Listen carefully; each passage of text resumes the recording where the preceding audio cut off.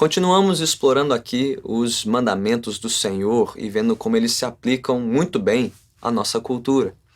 Nos nossos últimos estudos, falamos sobre a cultura de morte e como o sexto mandamento trata disso, a cultura do sexo livre e como o sétimo mandamento trata disso. E hoje queremos falar sobre a cultura brasileira de levar vantagem. Talvez alguns lembrem da notória frase de Gerson, o canhotinha de ouro, da seleção de 70. O importante é levar vantagem. Pois bem, o profeta Gerson falou muito mais do que ele sabia.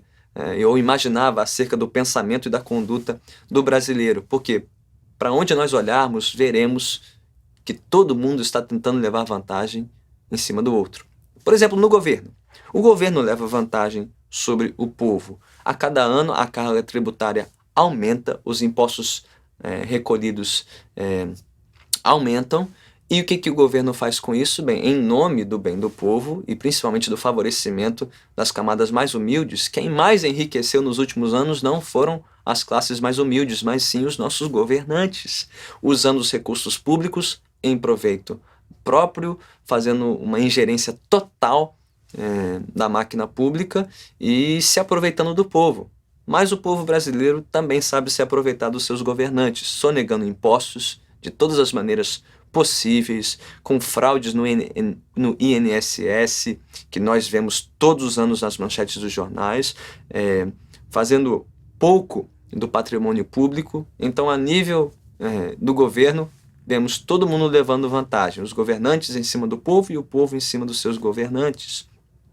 Nós vemos isso também na cultura da ética de trabalho do brasileiro. Nós vemos cada vez mais o empresariado brasileiro, os patrões, levando vantagem em cima dos seus empregados e funcionários, demitindo pessoas sem repor os quadros, sobrecarregando os trabalhadores com a função de 2, 3 pessoas, sem remunerar esses empregados à altura do número de funções que acumulam, e tudo em nome do quê? Da maior margem de lucro, né? Para si e para a empresa. Então vemos os patrões se aproveitando dos funcionários.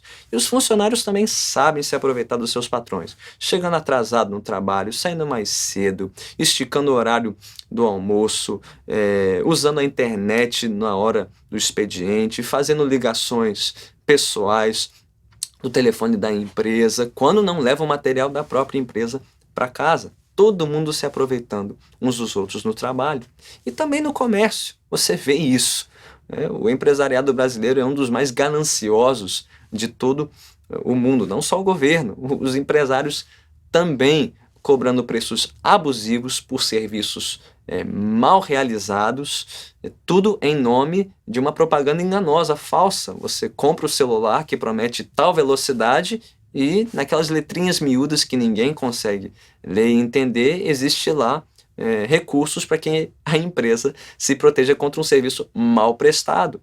Mas os clientes também se aproveitam das empresas porque querem adquirir o seu sonho de consumo, seja a internet de banda larga, seja o serviço de TV a cabo. Nós estamos dispostos a pagar o que for para termos esses serviços mirabolantes. Isso é, quando nós pagamos, quando não damos o cheque sem fundo, quando não atrasamos pagamento, ou quando compramos e adquirimos algo sem recursos para tanto. Isso também é levar vantagem, é se aproveitar do outro, sem ter recursos para cobrir o que você adquiriu e consumiu. Então, toda essa cultura de crédito que nós criamos na atualidade é uma grande cultura de levar vantagem. Sim, as administradoras de cartão de crédito levam vantagem sobre seus clientes, cobrando taxas abusivas. Sim, a unidade é gratuita, o segundo cartão também, mas basta atrasar uma fatura, um pagamento, que você verá toda a falta de boa vontade dessas operadoras. Mas também os clientes dos cartões de crédito sabem levar vantagem em cima das operadoras. Estouram 1, estouram 2, estouram 3 cartões e não tem nem como mais fazer dívidas, mas continuam consumindo e consumindo e consumindo sem ter recursos para cobrir o seu consumo. Todo mundo levando vantagem uns dos outros. Para não falar de pirataria, de baixar conteúdo na internet, sem pagar os direitos autorais devidos, seja música, seja vídeo, seja arte que for. Nós vivemos numa cultura onde é mais bem-sucedido, é mais esperto, é mais feliz quem sabe levar mais vantagem. E é por isso mesmo que nós precisamos do 8º mandamento. Que tudo isso tem a ver com o 8º mandamento? Ora, tem tudo a ver. O 8º mandamento diz: não furtarás. Por quê? Ora, o mandamento mostra que é errado se apropriar indevidamente do bem do outro. É errado tirar de outra pessoa o que não lhe é devido ou permitido. E mais, é errado também se aproveitar dos bens do outro sem a devida recompensa ou remuneração. O mandamento lida com essas duas falhas, não só tirar algo de alguém, mas se aproveitar do bem de outra pessoa indevidamente. E o princípio por trás disso é muito claro. Porque quando nós roubamos, tiramos algo de alguém, estamos deixando de confiar na provisão de Deus. Estamos deixando estamos deixando de ser gratos a Deus pela sua provisão para as nossas vidas. E estamos deixando de confiar que Ele continuará suprindo para cada necessidade do nosso dia a dia. Mas também estamos faltando com respeito e consideração pela provisão de Deus para o outro, para aquele de quem nós roubamos ou de quem estamos nos aproveitando. O mandamento protege o direito sagrado à propriedade particular. Tem tudo a ver com os outros 2 mandamentos que estudamos anteriores. Ora, a Bíblia diz que é errado matar porque a vida é santa. Diz que é errado adulterar porque o casamento é santo e o sexo é um prazer consagrado ao Senhor. Assim também é errado furtar e roubar porque Deus é quem concedeu o direito ao ser humano de ser um administrador dos bens dele, dos bens do Senhor. Esse é um direito divinamente constituído e protegido por lei, por mandamento. Ou você que já sofreu um furto, não sabe que a dor do furto vai muito além da perda material? Você, se já passou por essa experiência ou se conhece alguém que passou por isso, sabe que a dor de um furto não é só a perda material. Nós nos sentimos violados, expostos, vulneráveis. Por quê? Ora, porque Deus constituiu esse direito sagrado à proteção e à propriedade particular. Quando esse direito é violado, fere muito mais do que as nossas posses, fere a nós pessoalmente. Então, o 8º mandamento protege esse direito, protege a nossa comissão de sermos mordomos do Senhor. Bem, isso nos leva então ao princípio mais importante do 8º mandamento, que é este: Deus é o Senhor de todas as coisas. Ele criou tudo, é Ele quem provê tudo para o nosso sustento, e Ele é o regente de toda a terra. O ser humano é um mero mordomo da criação de Deus. E a nossa vida deve espelhar esta mordomia do Senhor, em submissão a Deus e satisfeitos naquilo que Deus nos concedeu para administrar. É errado querer crescer de vida, é errado sonhar com mais e melhor? Não, mas contanto que o façamos de uma maneira própria, de uma maneira que demonstra uma mordomia fiel e saudável ao Senhor, uma mordomia dos recursos que Deus compartilhou conosco. Por quê? Nós não trouxemos coisa alguma para este mundo e não levaremos nada conosco deste mundo. Então o que temos agora é emprestado por Deus por pouco tempo, a fim de usá-lo para o louvor da sua glória. Bem, isso implica não só numa proibição do furto, da apropriação e do aproveitamento indevido do bem do outro, mas implica em 3 responsabilidades positivas e muito claras. Primeiro, nós fomos criados por Deus para cuidar do seu patrimônio, cuidar do patrimônio da criação. Quando Deus criou o homem e o colocou no jardim, de Gênesis 2,15, que Ele o colocou ali não só para cultivar a terra, mas para cuidar dela. Então, toda essa conversa recente de ambientalistas sobre preservação ambiental, cuidado com a natureza, práticas de economia sustentável, isso não deveria ser surpresa para nós cristãos, porque nós já cremos porque a Bíblia nos ensina que Deus é o Criador de todas as coisas e que a criação é dele, que prestaremos contas a ele pelo que fazemos com a sua criação. Então não, você não precisa crer que Deus mora numa rocha, você não precisa crer na deusa Gaia, na divindade da terra para se importar com questões ambientais, com o cuidado da terra.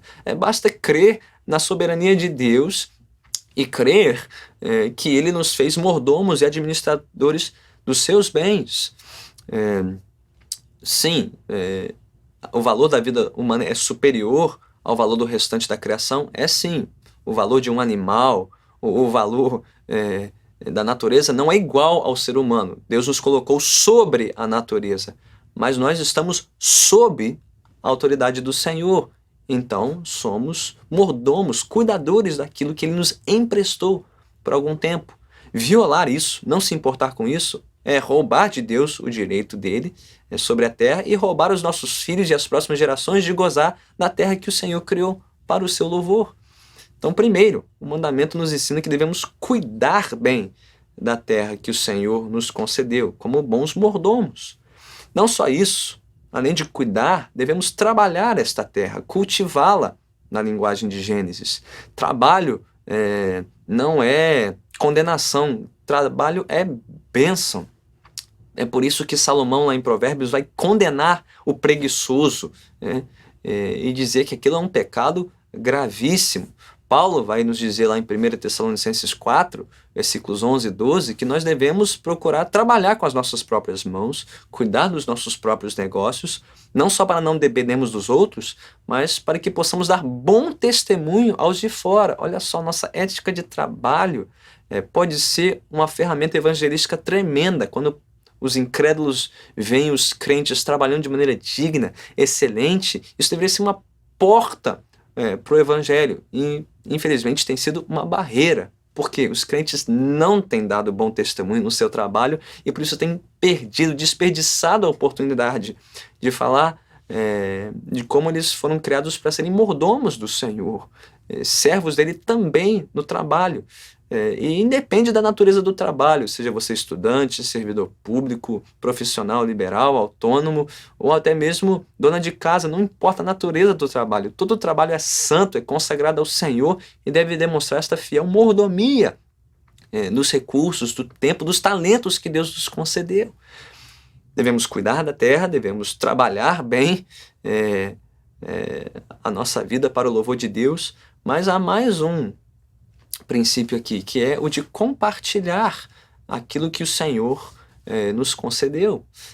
Nós nos tornamos tragicamente uma sociedade de consumidores e devedores.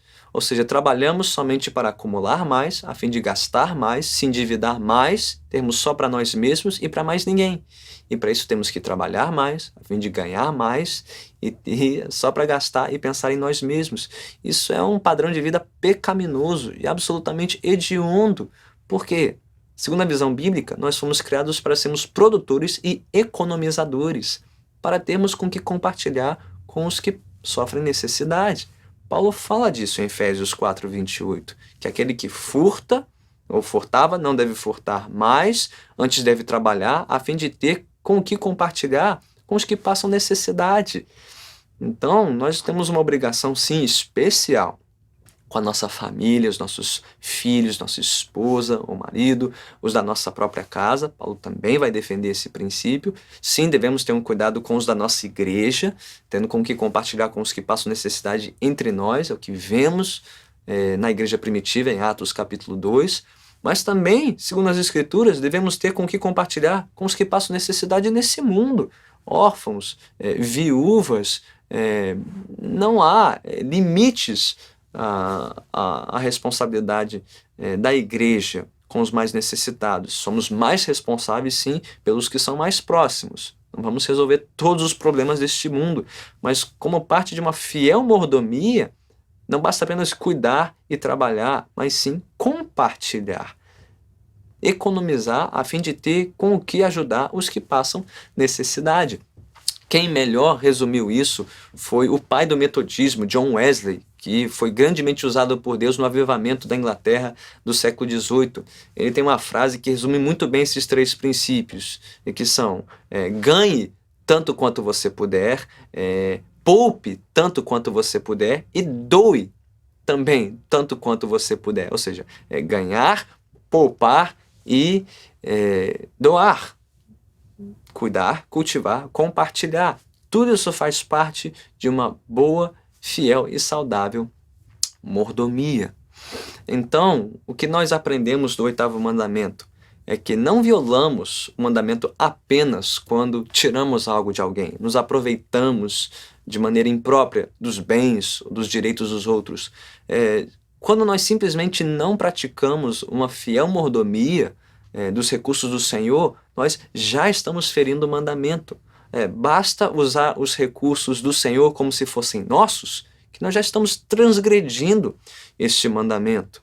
Então, a começar pelo nosso dízimo e a nossa oferta. Malaquias diz isso.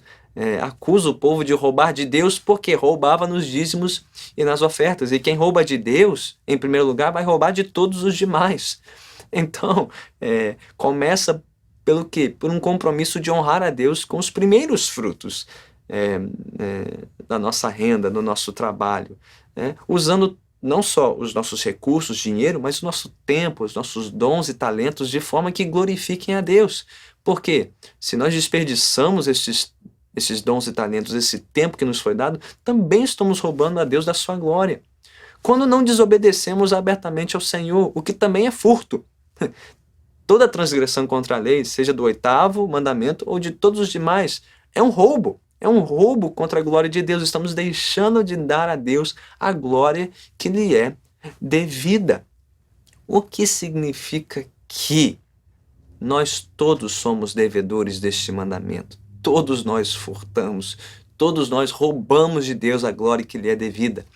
Mas como temos visto e concluído cada um dos estudos dos mandamentos, neste mandamento também vemos uma ponte clara para o Evangelho.